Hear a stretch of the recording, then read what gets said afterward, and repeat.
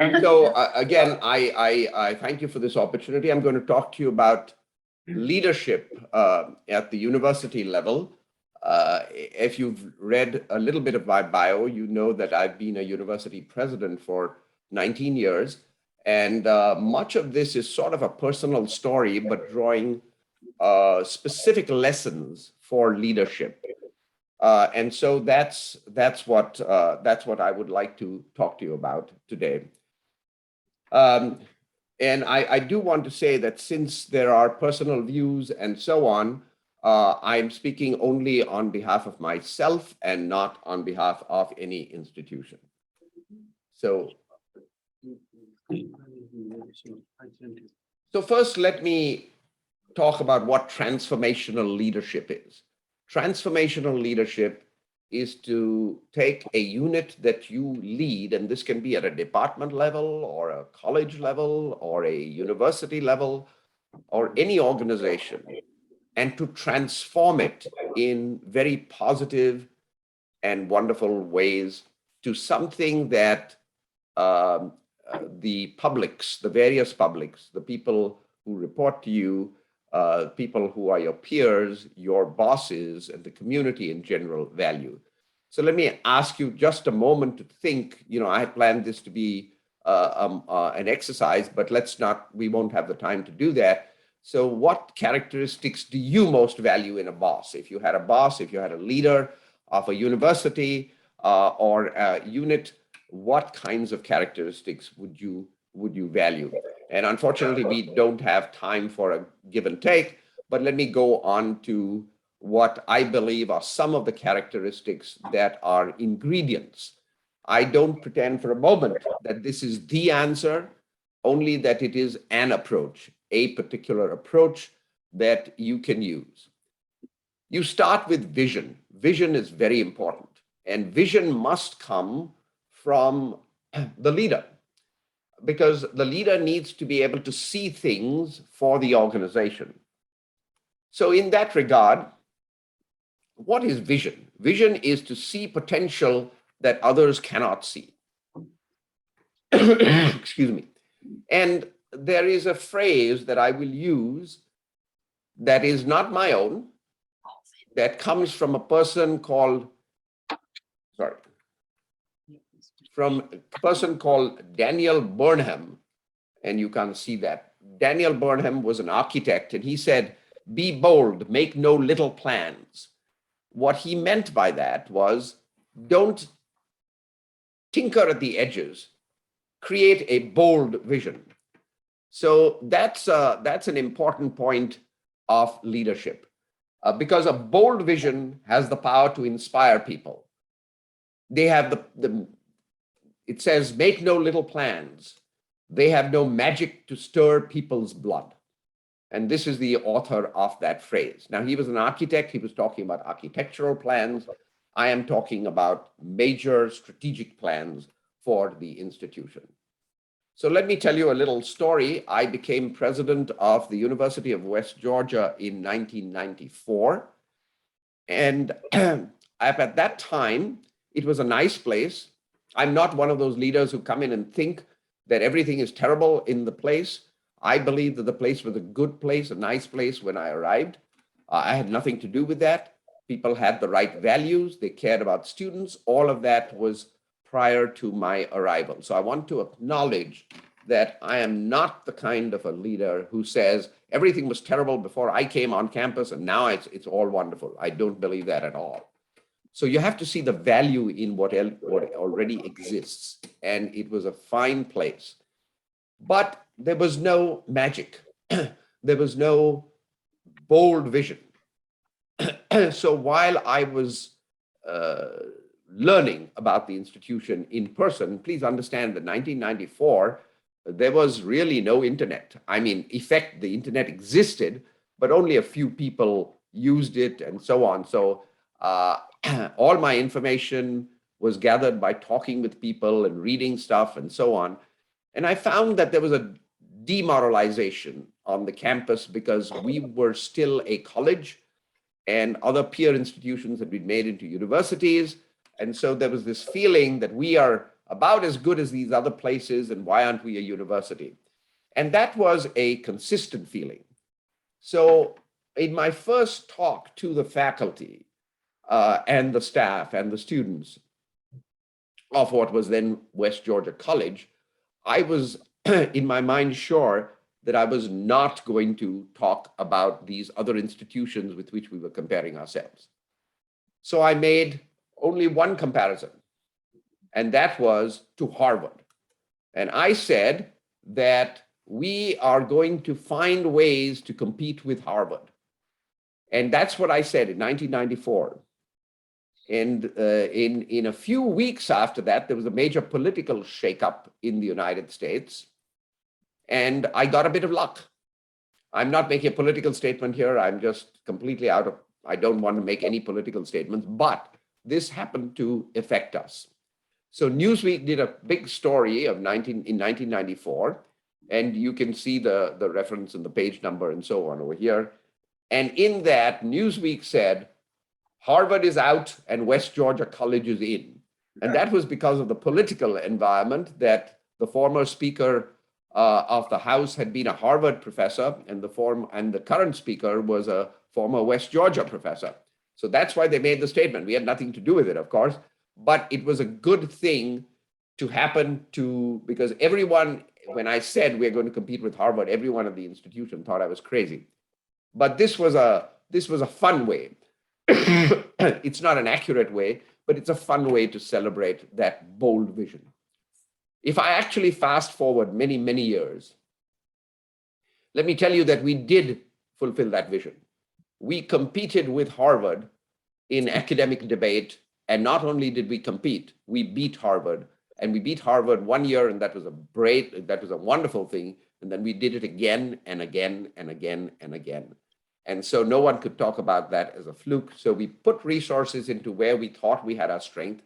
And I'm a marketing professor. Let me tell you a marketing phenomenon. A marketing phenomenon doesn't mean that you have to be the best in everything. We are not Harvard. We never will be Harvard. But in marketing, you find what is called a niche, a small piece of the world that you can carve out, and you can be second to none in that. So that's what I leave with you. So if you want to have transformational and visionary leadership, find something that you do really, really, really well, put resources into it, and maybe you will be the nation's best on that. So that was one of these things about vision. Fast forward again 19 years, when I was retiring from the position of president. I'm still a professor there, but when I was retiring from the position of president, my colleagues gave me a reception dinner, and I'm going to show you a few excerpts of what they said, because it doesn't matter what you say about yourself. What matters is what other people say about you. So I want to show you this, and it's on YouTube, and you can watch it if you like. And these are some slides. And this was, by the way, I had nothing to do with this. In America, they don't check with the boss whether you like this or you don't like this. So I saw it for the first time when everyone else saw it. So I had nothing to do with this. Excuse me. So they said very clearly that there were many roles that I played. And the first one they mentioned was visionary. And this came not from me, but from them. This is a picture in the top left, a picture of me at the time of my inauguration. You notice a lot of black hair at that time, and later pictures have exclusively white hair. So I aged very well in those 19 years. And there am I, at the end of my inauguration speech, I did the Star Trek sign, live long and prosper. I said that was my vision for West Georgia, that we would be the best, and we would live long and we would prosper. And so these are some slides from that, and I want to show you how we actually did that. The slides on your left are areas that I developed at the institution. The slides on your right, it was exactly what the same place looked like after we were done with our work. So you see, during the time that I was president, And I became president when the institution was already 87 years old. So this was not a new institution. It was 87 years old. And I was there for 19 years. In those 19 years, I more than doubled the square footage of the campus. And these you're seeing some of this. I also increased the land. So see the figures on your left and then see the figures on your right. This was just visionary thinking saying that we can do this. Now, this took a long time to get and a lot of effort, but you can see now on the top, this was a truly visionary thing. I wanted to have an arena that looks like the thing that you see on your top right. And I had that vision, and it took me a long time to get to that. But that's the benefit of being there for a long time, that you're able to see visionary things that nobody else can see. This was just a barren plot of land owned by the city. And we had great relationships with the city where we cultivated it for many years. And ultimately, we bought that land from the city, and I expanded the land holdings by 70%. And we put a large campus to get there when I got there. And we built a beautiful athletics complex on that. And in fact, it was such a big event that the governor sent the helicopters under his command to that event. Again, more before and after kinds of pictures. This is what buildings looked like or land looked like before and then after. And so this was why they called me a visionary. And this was my statement that I gave at that time. So let me go to the next one. Next one is communication. Communication is very, very important. And communication requires humility. Why am I saying this? Communication, good communication requires humility. Why am I saying this? This is because anytime you communicate, you need to know how that message is being received. How can you know that? You only know that by getting people to critique or criticize your presentation. And that's what I do. I do this all the time. I still do it, but I did it much more when I was president. I get people to view my presentation and then give me honest feedback. Now, here's something. If you want honest feedback, you have to have set up a culture already to say that it's okay to say things that need improvement. Otherwise, everyone, if you're the boss of any organization, even a department or a college or an organization or a university, if you say to your colleagues, look, guys, this is my draft presentation. What do you think? The danger is that everyone will say, oh, boss, that was great. Don't change anything. Don't change a word. Don't change a comma. It was so good. That is useless feedback. It is absolutely useless, because if I want that feedback, I can just look in the mirror and shake my head, and the guy in the mirror will shake the head as well. So I don't need that kind of feedback. I need improvement feedback. I need people, and I had set up this culture, and I'll tell you this. There were times that I did a presentation where my colleagues, people who reported to me, people who I had hiring, firing, salary decisions on, they were able to tell me everything in terms of feedback, from you need to remove a comma to the last 3 slides didn't work. They just didn't work. You have to revise, change, modify the entire 3 slides. And that kind of feedback is good. So I stress the issue of humility as being something necessary for communication. If you want to communicate well, have the humility to realize that you don't know how it is being perceived, and ask for help.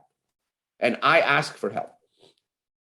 The second aspect, again, comes from my marketing background. Repetition is good.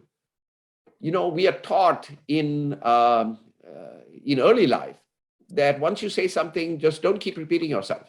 Well, I'm going to shake that a bit, because in marketing, repetition is a good thing. That's why you see the same ad again and again and again. Why do you see that?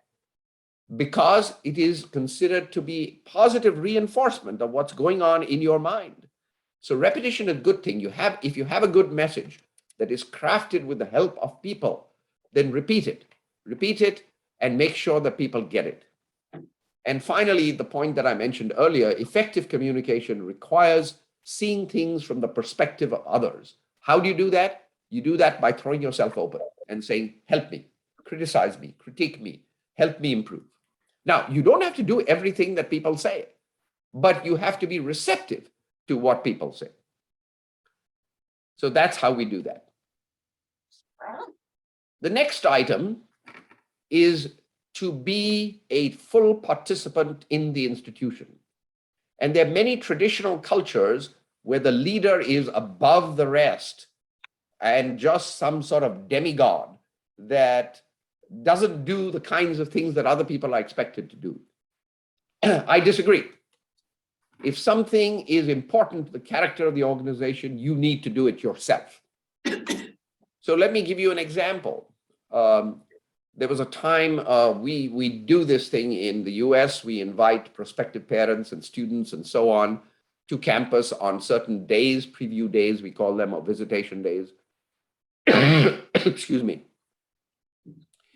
And the president, in that role, I spoke with them and welcomed them and told them great things about the institution. And then they go and they do different things that they want to do. Some of them go visit the dorms, some of them go visit the dining halls and so on. So we were walking out of that, and a parent and a student saw me walking out of that arena. And the mother mentioned to me, the mother saw me picking up a candy wrapper or one of these wrappers on the ground. And I went and picked it up because I want a clean campus. So we had a large campus. We have a large campus. And I took great pride in it being a clean campus. So what you do when there is a piece of rubbish on the ground, what do you do? If you're the president of the university, do you pick up the phone and the cell phone and ask someone to clean it up, or do you clean it up yourself? I bent down and I picked it up myself. And the mother who was watching me said, just a minute, I thought you were the president. Are you the janitor or the president? And I said, I'm both. And that's the important thing. If something is important to the character of the organization, you need to do it, and you need to be seen doing it. So another example, much more important than the one I gave you. So I belong to an institution which is a PhD granting institution, but it's not one, and it became a PhD granting institution during my presidency. So I'm very proud of that. But at the end of the day, we still believe in our students. So students is still number one. So teaching students is an important activity. And I knew that, and I said, this is important. So if it is important, the character of the institution, what should the leader do? So I taught an undergraduate class. Why undergraduate? Because I have the choice of teaching any class I want. Why undergraduate? Because undergraduate education was important to us as well as graduate education. So I taught an undergraduate class every single year of my presidency. There were times when it was very difficult, but I would teach an 8 a.m. class so that I go in there, finish my class, and then I have the rest of the day for administration. And I did that 2 times a week. So that's very important. So again, when I retired, this is what they called me. Remember that one of those things was visionary. This is the other thing they called me. And they showed pictures of my teaching students personally over the years. You see all the way from black hair to the white hair. I'm teaching students. I'm helping them learn. I taught my own class. This is not like I'm theoretically the person on the course and someone else does all the work. No, it was my entire class. I taught every single class period I taught personally. So again, if you are interested, remember the Gandhi quote, be the change you want to be. If you claim as a leader that this is important, then you've got to do it and you've got to be seen doing it. And be a mentor. I help students move in, carrying stuff up to their rooms. You can see me carrying a small refrigerator up there in the lower right-hand corner. And TVs, and I was with little kids because we had reading classes for little kids. Look at that expression of that little girl in the top left. I mean, she is so interested and fascinating. So this is part of the thing. Let's move on to the other one. Teamwork. Teamwork is very, very important because nothing happens just by one person. Nothing. No matter how smart you are, no matter how good you are not doing it. It's the team that's doing it. It's the team, not you. So my philosophy was I hire the right people and let them do their jobs.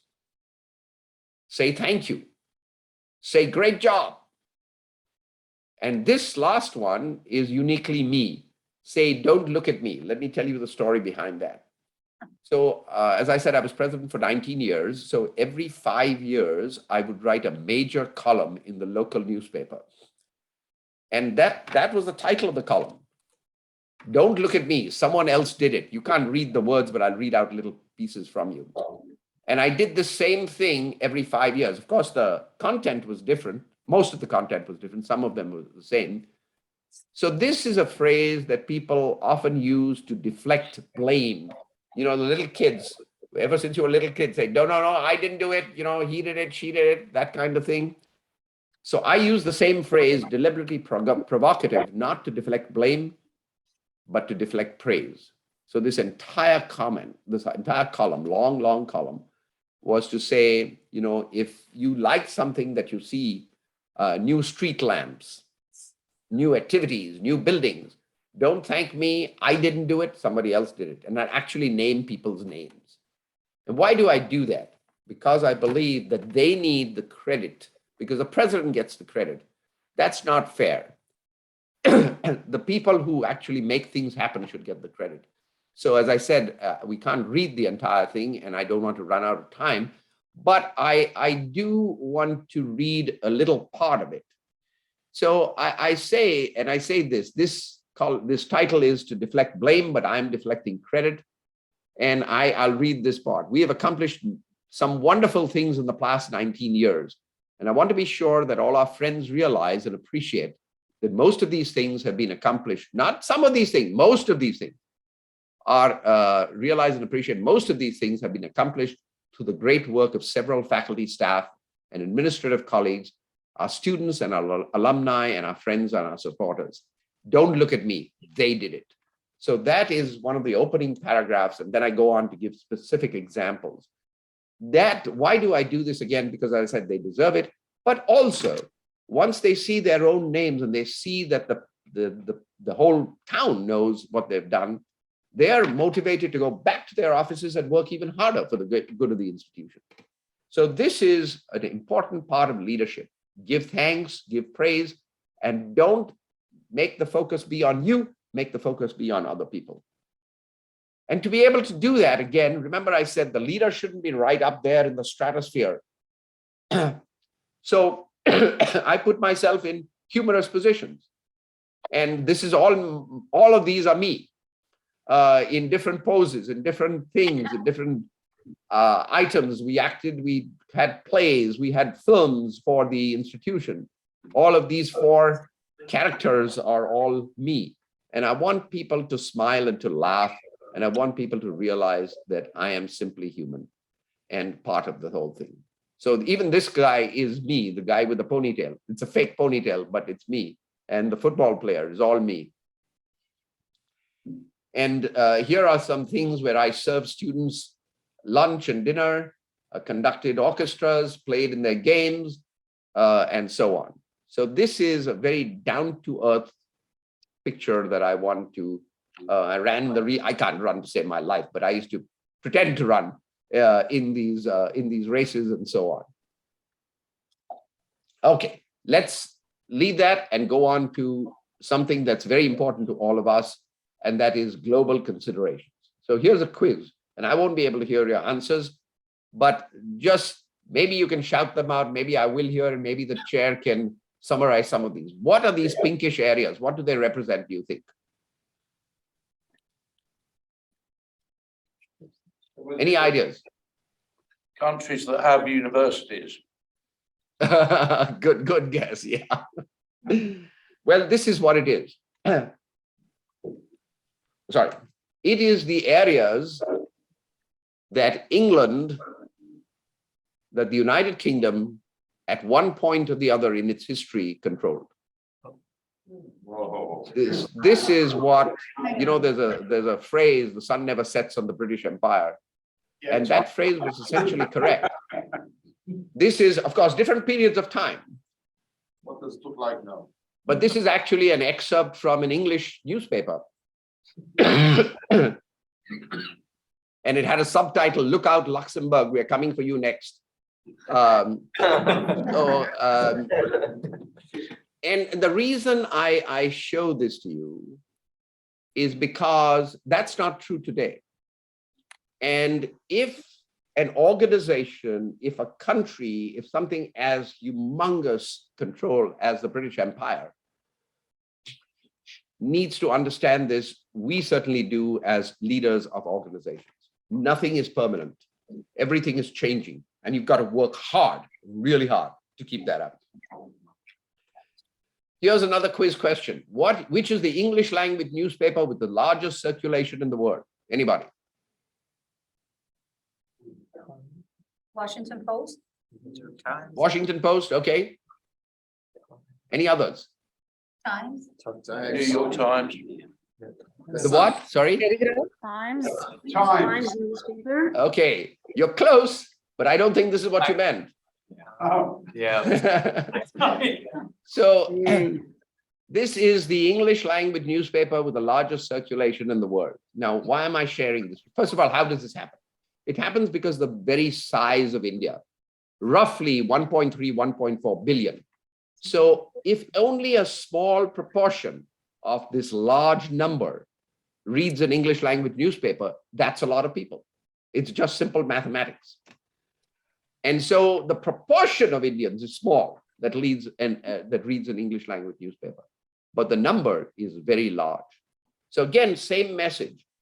There are things happening in the world that all of us need to be aware of. And since we are sitting, I say we loosely, since you are sitting at Oxford, I thought I would use a Lewis Carroll. You know, Lewis Carroll was at Oxford. This is a Lewis Carroll, Alice in Wonderland. And in this scene in Alice in Wonderland, the trees are moving. And the Red Queen is pulling Alice and says, it takes all the running you can do to stay in the same place. What that means is everyone's going much faster than you. So if you run as fast as you can, you're just staying in the same place. If you're not running as fast as you can, people are overtaking you. So that is an important thing. And Lewis Carroll had it right. So as I thought, I would give a tip of the hat to Lewis Carroll, since you're sitting in a lecture theater at Oxford. So with all this happening, we have to use diversity as a strategic advantage. And here's asking you, what's your model of diversity? I'm going to play a short video, and let's see if you can see it.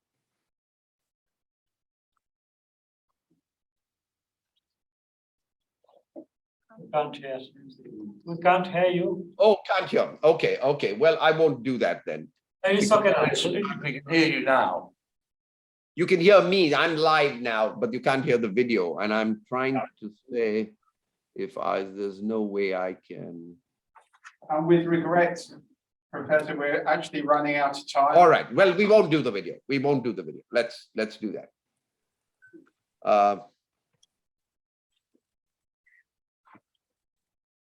Let me wrap this up.